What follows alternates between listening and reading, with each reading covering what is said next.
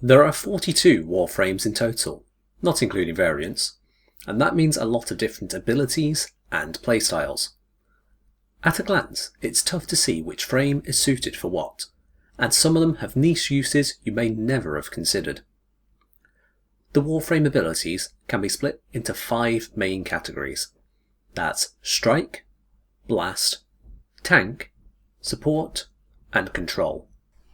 This video is going to focus on Heal frames, a subset of tank abilities.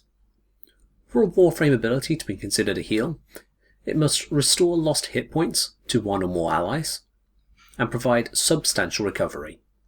Now, as it turns out, basically all the healing abilities do this, which is to say, they're doing their job. The only exception is Gara's Mending Splinters. They heal, but it's at 3 hit points per second for each target affected. Sure, more targets means more healing, but it's tedious enough and niche enough I'm not going to count it. Healing abilities come in a wide variety. Some of this variety includes instant recovery versus recovery over time or recovery on a trigger. There's variety in having a fixed or variable recovery amount, and there's variety in delivery, be it passive or interactive healing, and so forth. I'm specifically not including abilities which increase the maximum health or shield instead of restoring what was already lost. That includes frames like Chroma and Hildren. So, with these parameters set, we get actually quite a few frames, 13 of them in total, just about 30%. As before, I'm going to rank all the frames, this time based on how broadly useful their heal is. Due to the differences, not only in how the healing is delivered, but also in other aspects of how each frame plays beyond healing, this rank does not reflect how good the frame is generally. Instead, it's more of a guide of how actually and broadly impactful you can expect the healing to be in a semi-coherent group. I say coherent because there's no helping some public missions. Let's dive right on in, from the bottom with C tier. First we have Hydroid's Undertow, which becomes a heal ability when augmented with the Syndicate mod Curative Undertow.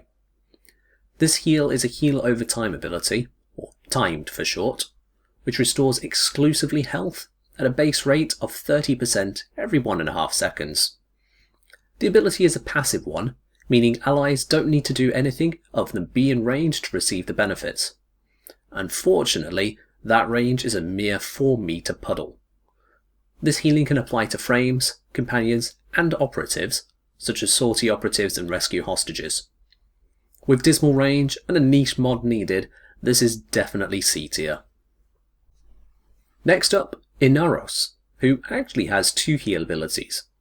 Devour is the lower rated of the two, in part owing to it being a triggered ability, meaning that casting the ability isn't enough to cause the heal.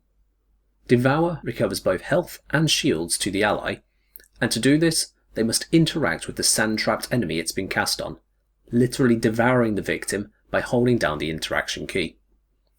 Due to the interaction required, this only heals frames. If you've never seen this in use before, that's because the targeted enemy for devouring can easily just be killed, wasting the entire ability. The lowest level enemies also die to the ability too quick to offer much healing, so all round, definitely C tier. Limbo's back for another video with his Banish ability, augmented with Rift Haven.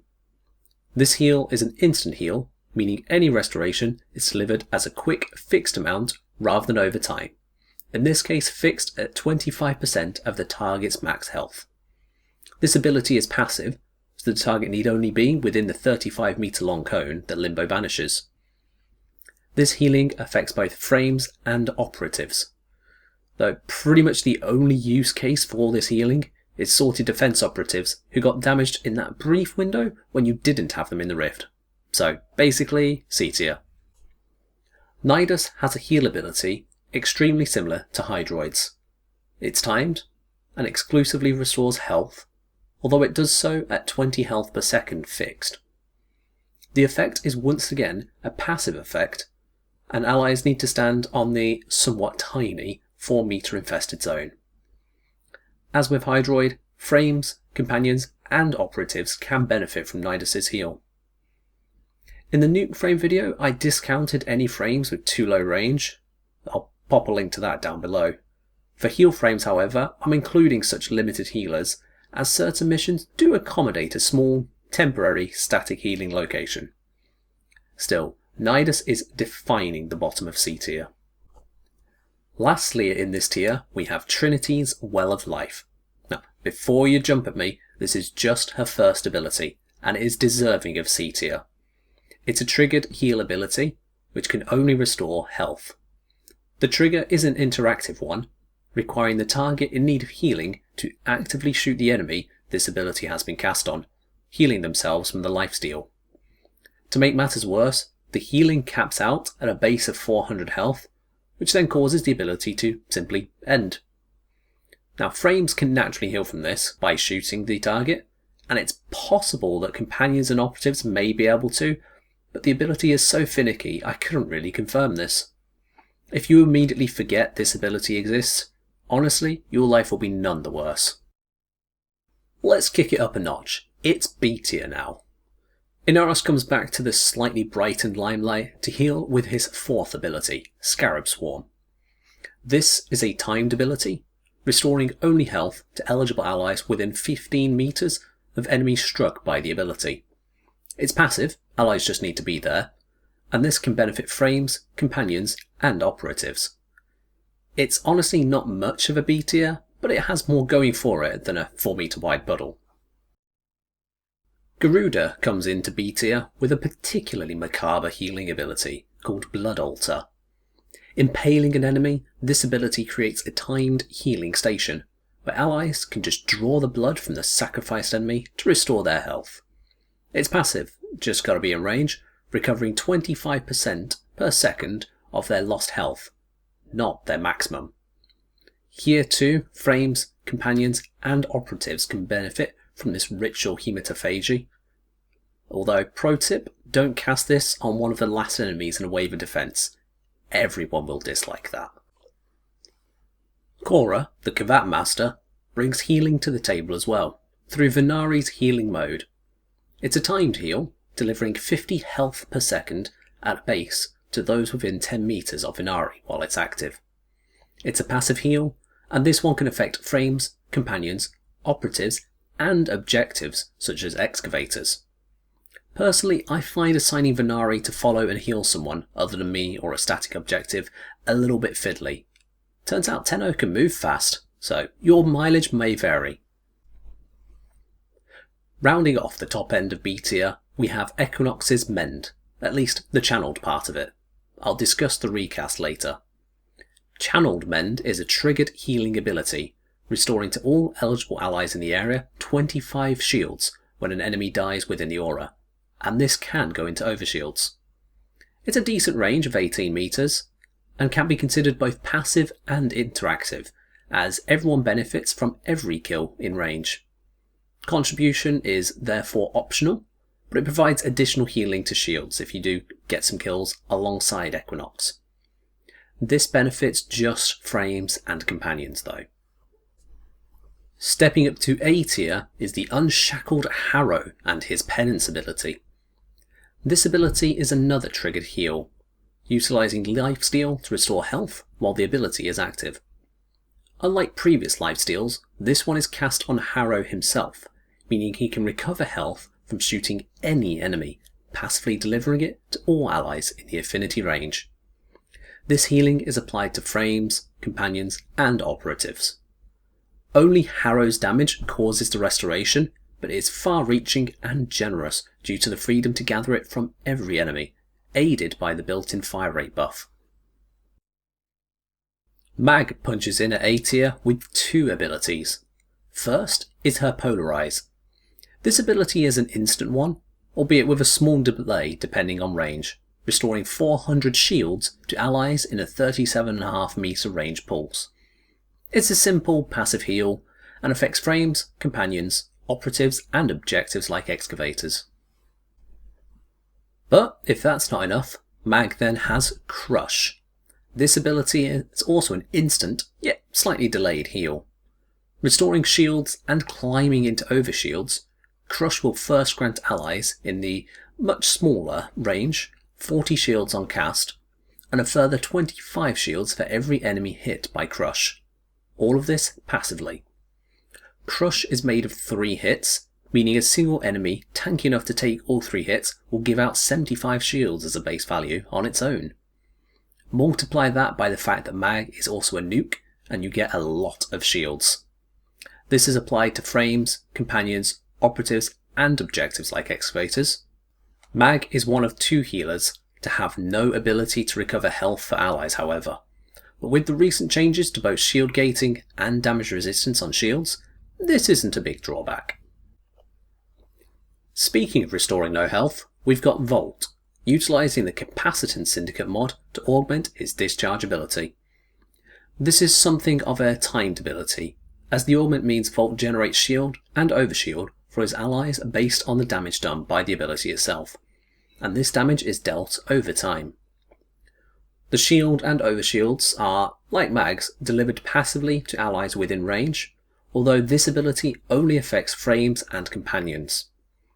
I did observe it affecting a companion, but this doesn't always seem to work, a known bug with this ability, so you may not be able to rely on it for your companions for now.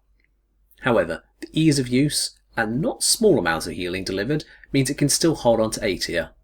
Just about. Lastly in A tier, we have the second showing of Equinox's Mend, this time on the recast. Delivered as an instant heal, this wave of healing energy restores both health and shields from the hit point pool generated by enemies dying within the channeled aura.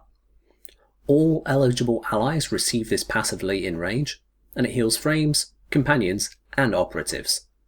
That means that, quick as a flash, she can bring her allies back to full health. Upper S tier, 3 giants stand. They've earned their right to be here. The math, the means, it all proves it. Firstly, everyone's favourite sun ghost, Wisp, and her vitality reservoirs. There's no augment needed. Wisp can place down an indefinite reservoir, allowing all allies to wade through to receive a timed heal, focusing on restoring health and increasing max health. It's a decent 30 hit points a second, but this stays with the affected ally for the duration, with the ability to renew at will in the designated reservoirs without any effort. The healing is passively delivered so long as the buff remains in effect, healing both frames and companions allied to Wisp. In my experience, with a good Wisp on the team, it takes effort to die. Following on, perhaps a surprise to some, is Oberon with Renewal. He too claims an S tier position, owing to a combined instant and timed restoration, initially restoring 125 health on cast, and applying a further 40 health per second buff, which lasts indefinitely, so long as the ability remains active on Oberon. The healing is completely passive. Allies only need to be in range when it starts, and will continue to receive the buff even if they move out of the base 25 meter range later. This is granted to frames, companions, and operatives, though the cost to run this ability does grow with each extra target being actively renewed. Be warned, as a channeled ability, it is locked out of some energy restoration options while active. Still, with potentially infinite range, higher restoration than even Wisp, and able to add armour to the mix when synergised with his other abilities, it is a very beneficial heal. And lastly, the one, the only, Trinity's Blessing. It's an instant cast ability designed to recover both shields and health, and able to do so 100% with just a little bit of a strength bonus. Passively delivering her healing out to affinity range, that's a default of 50 meters, she'll fully restore frames, companions, and operatives, while also applying a temporary damage resistance buff. As it's affinity ranged, you can dump the range stat without any ill effect on this ability, paving the way for just efficiency and duration, plus the small strength bonus, for a cure-all of every single hit point. Trinity does pay for this, with being relegated to an entirely support and tank frame, but she is an absolute must-have for any aspiring healer, setting the true ceiling of S rank.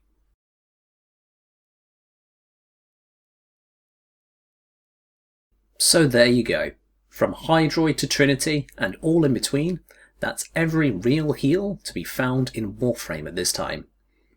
If this video has helped you out, go ahead and give it a like, it really helps me out too. And if you want to see more, tell me in the comments down below, and subscribe to get a notification as soon as new videos go live. Have you got an Augur mod on? Augur mod? Augur, like Augur Secrets or Augur Message? I have no idea, why? Because you keep on gaining overshields, and I don't give overshields.